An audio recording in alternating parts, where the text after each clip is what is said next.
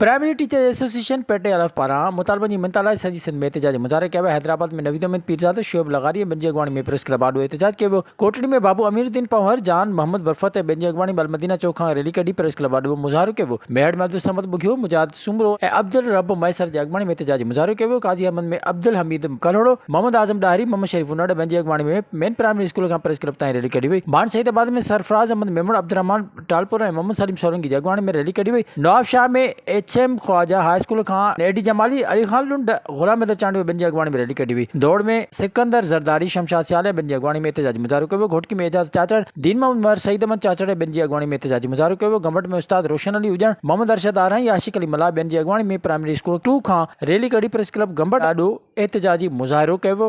Miro Khan में पेटे अलफ जे सॾ ते एहतजाजी मुज़ाहिरो कयो वियो। इन मौक़े ते अॻवाननि चयो त उस्तादनि जा मसइला ॾींहों ॾींहुं वधंदा पिया वञनि, इंक्रीमेंट जी कटौती कई पई वञे ऐं गैर मशरूत अपग्रेडेशन जो नोटिफिकेशन जारी कयो आहे जंहिंजी हू सख़्त लफ़्ज़नि में मज़म्मत कंदा। हुननि मुतालबो कयो त सालियानी इंक्रीमेंट बहाल करण ऐं अपग्रेडेशन जो नोटिफिकेशन जारी करण समेत उन्हनि जा ॿिया जाइज़ मुतालबा तस्लीम करे उन्हनि मां बेचैनी ख़त्म कई वञे। फिनांस डिपार्टमेंट जे तरफ़ां कॉन्ट्रेक्टिव पीरियड जूं जेके इंक्रीमेंट आहिनि उहे ख़त्म करण लाइ, जंहिंमें 2001 में जेके उस्ताद भर्ती थियल आहिनि, 2008 में जेके उस्ताद भर्ती थियल आहिनि, 2010 में जेका अपॉइंटमेंट थियल आहे ऐं लास्ट में जेका 2014 में जेका अपॉइंटमेंट थियल आहे, उन्हनि जे कॉन्ट्रेक्टिव पीरियड जूं जेके इंक्रीमेंट आहिनि उनखे ख़त्म करण लाइ जेको फिनांस डिपार्टमेंट ही नादरी हुकुम कयो आहे, इनखे असां नामंज़ूर था कयूं, इनखे असां रद्द था कयूं त नादरी हुकूमत पंहिंजे इन नादरी हुकूमत खां बाज़ न आई त इंशाअल्लाह ताला CM सिंध जे हाउस जे अॻियां असांजो एहतजाज थींदो। फिनांस खाते ऐं तालीम खाते तरफ़ां जेकी ही नादरी हुकुम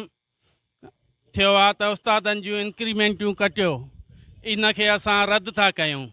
असां हुकूमत वक़्त खां पुरज़ोर अपील था कयूं त उस्तादनि सां ही ज़ुल्म बंदि कयो वञे।